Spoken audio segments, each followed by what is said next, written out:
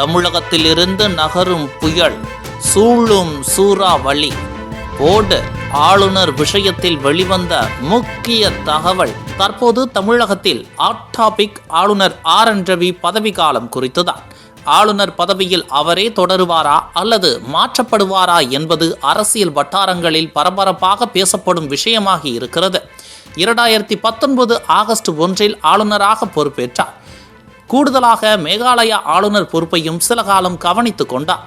தமிழக சட்டப்பேரவை நிறைவேற்றிய முன் வரைவுகள் பலவற்றுக்கும் ஆளுநர் ஒப்புதல் வழங்குவதில் அரசிடம் பல கேள்விகளை கேட்டு திமுக அரசின் கண்களில் விரலை விட்டு ஆட்டினார். ஆளுநர் உரை தொடர்பாகவும் ஆளுநருக்கும் ஆளுங்கட்சிக்கும் மோதல் ஏற்பட்டது. தமிழ்நாடா தமிழகமா என்பது போன்ற விஷயங்கள் கூட மக்களிடையே பேசப்பட்டது. பதவிக்காலம் முடிவடையும் நிலையில் டெல்லி பயணம் சென்ற ஆளுநரிடம் தமிழக அரசியல் நிலவரம் மற்றும் சட்டம் ஒழுங்கு குறித்து பிரதமர் மோடி உள்துறை அமைச்சர் அமித்ஷாவிடம் பேசியுள்ளார்.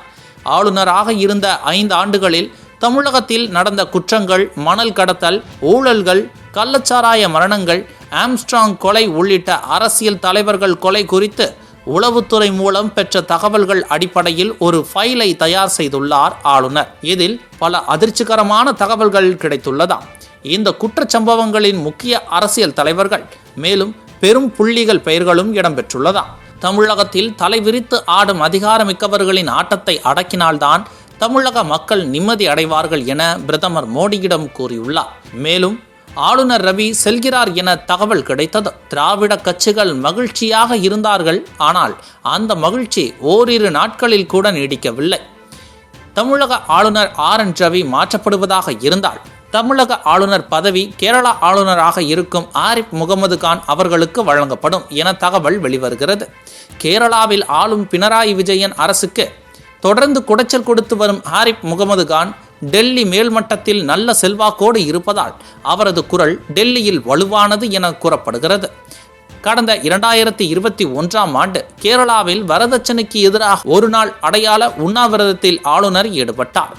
இந்தியாவிலேயே ஆளுநர் ஒருவர் உண்ணாவிரத போராட்டத்தில் ஈடுபட்டது அதுவே முதல் முறை என்பதால் நாடு முழுவதும் அந்த விவகாரம் கவனம் பெற்றது. அதேபோல RSS தலைவர் மோகன் பகவத்தை சந்தித்துவிட்டு நினைவு தெரிந்த காலம் முதல் நான் RSS தான் என்று பரபரப்பை கிளப்பியிருந்தார். ஆளுநர் ஆர்.என். ரவி எனும் புயல் நகர்ந்தாலும் ஆரிஃப் கான் எனும் சூறாவளி தமிழகத்தை மையம் கொள்ளும். இதுபோன்று முக்கிய நிகழ்வுகள், அரசியல் தகவல்களை ஆழமாகவும் மாறுபட்ட கோணத்திலும் அறிந்து கொள்ள மறக்காமல் உங்கள் IND தமிழ் 24/7 பக்கத்தை பின்பற்றிக் கொள்ளவும். உங்கள் ஒவ்வொரு ஆதரவும் இதுபோன்று பல நிகழ்வுகளின் பின்னணியை அறிய உதவும்.